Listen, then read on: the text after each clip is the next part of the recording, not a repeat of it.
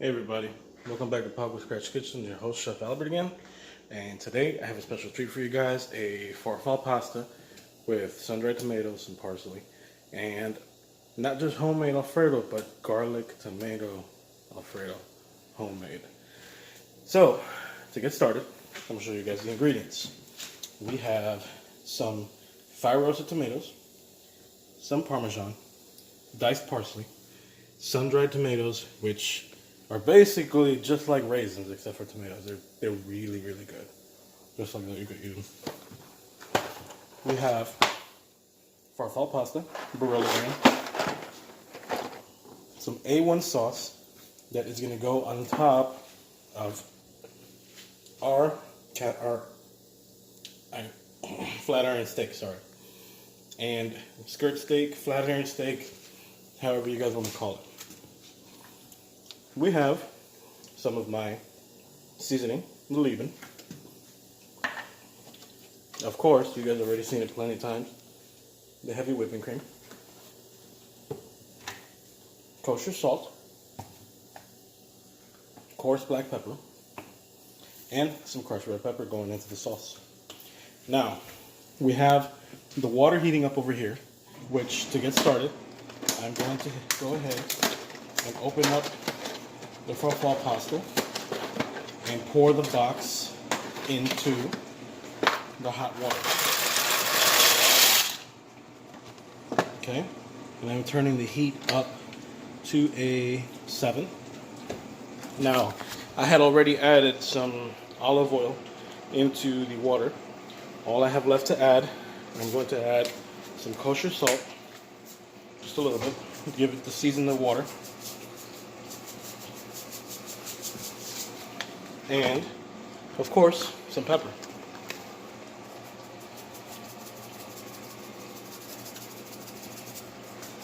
I can add a little bit, just a pinch of parsley, just to give it a little bit of flavor. Now, next thing I will do, the tomatoes and garlic that will be going into the Alfredo, of course I got to blend them. So, again, it's going to make a lot of noise.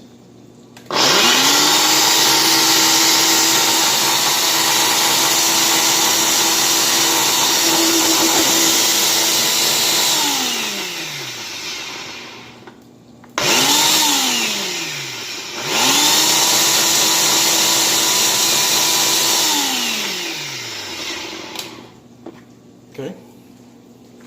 There still are some pieces of tomatoes in there, which is what I was trying to blend, but that's fine. I can pick it out.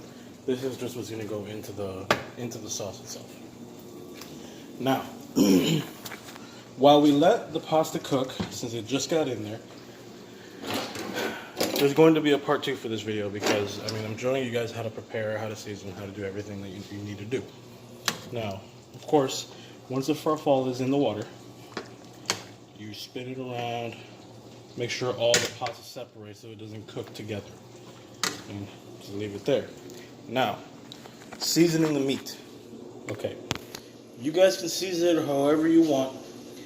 Honestly, to be honest with you, salt and pepper is probably one of the best seasonings you guys can use, because that seasoning, even in high-end restaurants, if you go to, let's just say, Ruth's Chris, or if you go to 131 Main, or if you go to, for example, where I used to work at, the Cowfish, they use salt, pepper.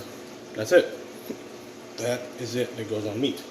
So, in my case, I already have salt and pepper in my seasoning. So, what I do, I will get my seasoning. This, honestly, to be honest with you, this seasoning right here, you can pretty much put it on anything but ice cream. That's it. This goes good with anything. So, you put the seasoning on the steak, and what I like to do, I like to rub it. You rub it in. You rub it in to make sure the seasoning is in the meat. And the fact that this has got some cumin, it's going to stain your hands a little bit, so don't worry about it. So season it. It's going to start changing color. It's going to start getting red. like a little reddish color. But that's fine, it's just the cumin. And a lot of you guys might not know this, but when you use cumin, it smells like you hadn't put deodorant on in a couple of days. I know it's kind of disgusting, but it smells. It smells kind of nasty, like armpit. But it's a very good seasoning. Now, as you see right there, compared to the other steak, it has changed color drastically. So it's very dark red versus that. So I'll be doing the same thing to the other steak. I'll put the seasoning over it and then rub it in. Rub it in to make sure the seasoning sticks and is embedded into the steak. Same thing on both sides, because I don't like one side seasoned steak or chicken or anything for that matter. So, and a little word of advice to you guys: when you guys have something that tastes good and you guys really don't know how you did it, write it down at that moment. I made that seasoning last time, and oh my god, it was hell to try and reenact that seasoning, to do it again. But luckily, memory served this purpose, and I was able to do it. Now that we have both steaks the color that we want, what I will be doing, I am not going to pan fry these steaks. I am going to stick them in the oven like I would a broiler. So I have my flat pan right here, and I will be using my nonstick spray on the flat pan, on the oven pan. Make sure it doesn't stick.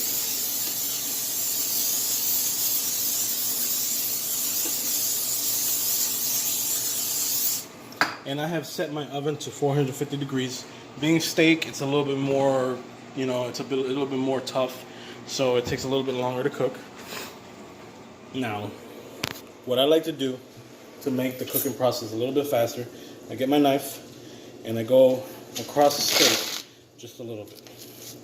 Make some, because anyways, the steak is going to be diced. So, not diced, but in slices or little pieces. So, pretty much the pieces you're going to do eventually anyways, just cut them. Halfway cut them. Don't cut them all the way through. Just a little bit, so the heat gets up inside the steak, and it cooks a little bit faster. It won't take as long. Now that we have that done, I go to this area over here where I will be placing my steak. Now, getting my steak, placing it right there, and the other one as well. Now, what I like to do when it comes to meat, when it comes to steak, something that is going to be in the oven and it's going to come out, the presentation, of course, I like to put some cracked pepper on top of it for it to sit and it looks good. So I will be putting on some cracked pepper over the steak itself.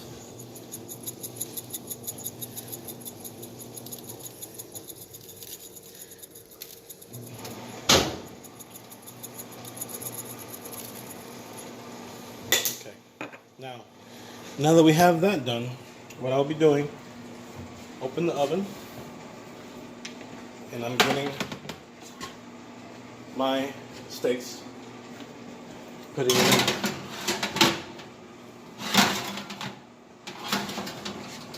in. As you can see, the steak is in the oven, the meat is in the oven, and I will let it sit there for about 45 minutes to an hour. It shouldn't take that long. At 450 degrees, it should not take that long to cook. Now, while the pasta's cooking, while the steak is cooking, I am going to cut this video and make a part 2. So whenever you guys come back, steak will be done, pasta will be ready, and I'll show you guys how to make the Alfredo and how to serve the dish. So thank you very much, guys, for tuning in to Pablo's Scratch Kitchen. I really appreciate the support. I really appreciate the subscribers. It's incredible. It's only been a week, and I'm at 34, 35 subscribers. So come on, guys. Show me the love. Show me the support. I'm doing this for you guys. I'm doing this to show you guys how to cook for your families, how to give you guys a decent meal for your kids. I mean, just look at what I'm trying to do, and you know, at the same time, trying to support my family, trying to support, you know, of course, my son, and that's all. It's just love. So love of food, love to my subscribers, love to my people, love to my friends, love to my family, and thank you guys for everything. See you guys in part 2. Have a good night.